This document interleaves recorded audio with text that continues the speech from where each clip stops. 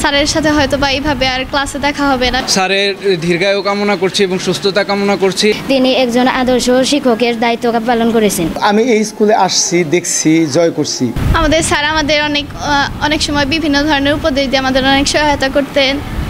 তিনি আমাদের বিভিন্নভাবে সাহায্য করতেন, তিনি আমাদের অনেক ভালোবাসতেন। স্যার চলে যাচ্ছে এতে আমরা অনেক ব্যথিত। স্যার আমাদের অনেক ভালোবাসতেন।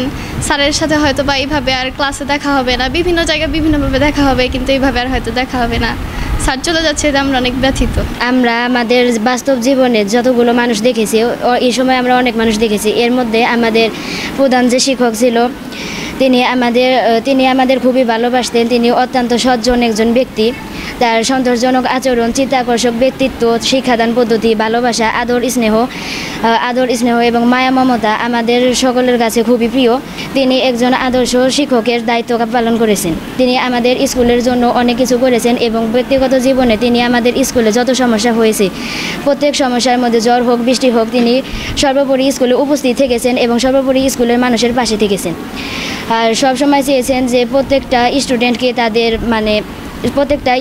তাদের ভালো শিক্ষার দিকে ধাবিত করা এবং একজন আদর্শ শিক্ষক হিসেবে তিনি সব যা দায়িত্ব পালন করার তিনি করেছেন। তিনি আমাদের একজন অতি প্রিয় মানুষ ছিলেন। তিনি চলে যাওয়াতে আমাদের খুবই কষ্ট লাগছে এবং আমরা আজীবনই তার কথা ভাববো এবং বলবো যে আমাদের অমুক স্যার ছিলেন, আমাদের সব বিষয়ে ভালো জ্ঞান দিতেন।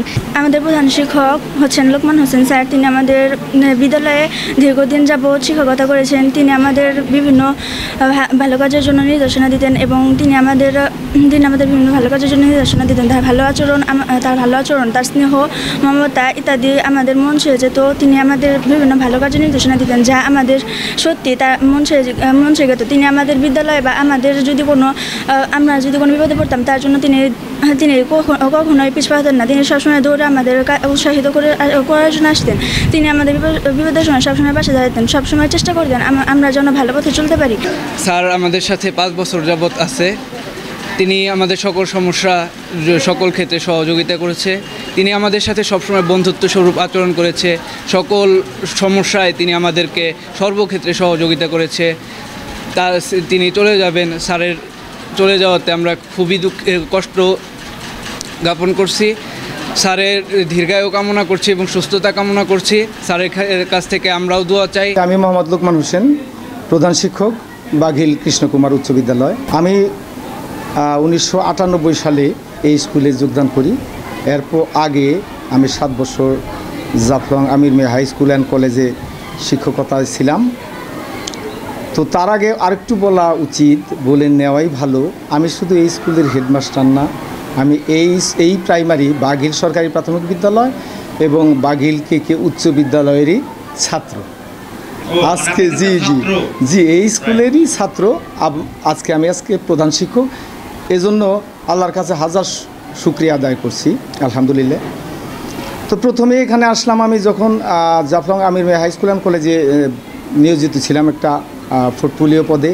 আমি পূর্ণাঙ্গ অ্যাসিস্ট্যান্ট হেডমাস্টার ছিলাম তখন। 5/6/2023 আমি এই প্রধান শিক্ষকের পূর্ণাঙ্গ দায়িত্ব নিই। তো প্রথম থেকেই সেই স্কুলে আসলে সার্বিক সহযোগিতা, অন্যান্য কয়েকটা স্কুলে আমি কাজ করেছি।